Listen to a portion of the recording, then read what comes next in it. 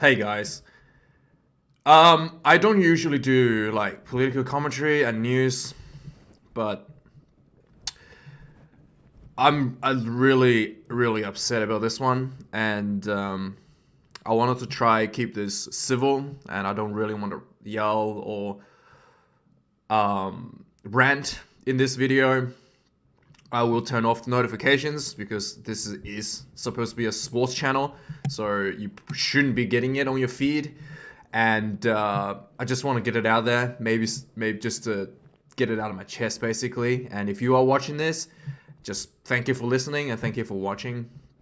So this whole pandemic obviously started last year, and when it all started, no one knows what's going on. There's a lot of confusion, and my father, he works. So Australia went into lockdown last year, and my father, despite the fact that he's not really like an essential worker, he works as a technician in hospitals. He was told that he was essential, so he had to go to hospitals on a consistent basis to make sure that all the equipments and machines were functioning properly, do maintenance schedules, etc. Despite it not being essential, despite and so he's there to doing his job, but he wasn't giving any PPE.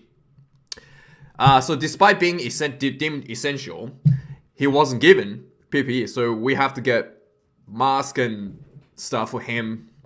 And at home, we had to get him to live separately from my mother, so that he will have a section where he can go in and out of the house without interacting with my mother, basically. And my mom will prepare food for him, and he will like eat separately from her, etc., just to keep everybody safe, right? And my dad is approaching 60, so he's not really like low risk, right? He's up there, so that's just part of life. Being deemed essential, gotta go to work, gotta tough it out.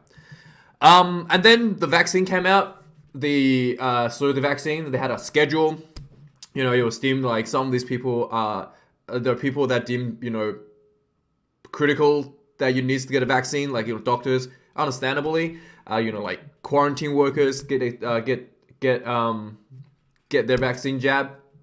My dad, despite being deemed essential, that he had to go to work every day without PPE, was considered non-priority for the vaccine. So my dad has to wait, like everybody else, to get his vaccine when his age group is caught up to. So, sure, okay, you gotta tough it out. So it's not really, again, it's just life. Sometimes you deal with, these are just some of the things that, happens. So even till today, when I'm recording this video, is on the 7th of July, just past midnight, I think. My dad only has one jab of the AstraZeneca vaccine, not the Pfizer, the AstraZeneca vaccine, which has a risk of blood clots, by the way. So it's not even like safe for him. So only on one jab. He's still like 2 or 3 months away to get his second jab. Yeah. So that's my father, and yeah. And then I saw this news. I'm just quite frankly disgusted, absolutely disgusted by the Australian government. Like I'm speechless. I just want to scream in profanity. I'm not gonna do that in this video. I'll probably do it afterwards. But yeah. So in the priority list, apparently, for the Pfizer jab, which we can't get in Australia, like very limited supply, is Aboriginals, Australian Aboriginals. Okay, fair enough.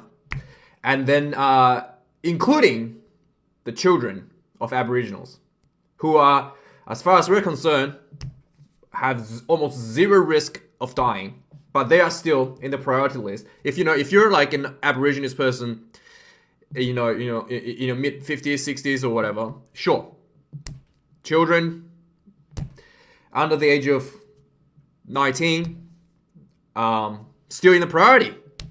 So we have these children that came out today, that were given jabs in a private school. This is a very expensive private school. The student at the boarding house in the school were given the jab, the Pfizer jab. And the New South Wales came out apologized, right? And this is something that really disgusts me. They have apologized not because they've given jabs to children that shouldn't be given the jab. Okay, like the quite expensive and rare jab as well in Australia.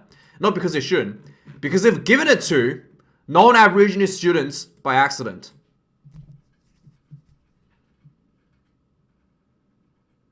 If you're just given to children by accident, whatever.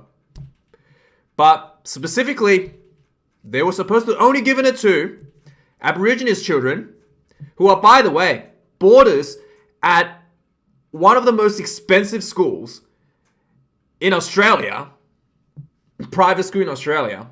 They're only supposed to be given to those kids and not the rest of not of the non-Aboriginal kids that were supposed to be getting in. They're apologizing for the fact that non-Aboriginal children were given the vaccine. That is the society we live in. It's quite frankly disgusting. Disgusting. Just, I don't know what to say. I genuinely don't know what to say.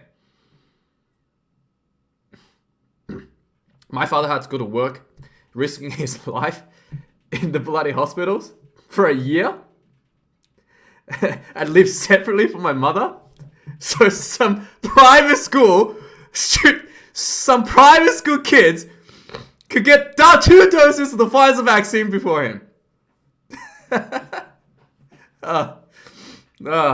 What a wonderful place to live in this world. I've lost through this pandemic, I've lost hope in humanity. I don't care if like asteroids hits the country, I wipe out like the human population. I'll be like, well, should have been religious because all of you are going to hell. I just don't care. Before the pandemic, I was genuinely thinking about like joining the Australian Army, and I'm just a second-class citizen here, guys. What a world we live in. I really enjoy it. Yeah, just being second-class citizen in a democracy. Oh my.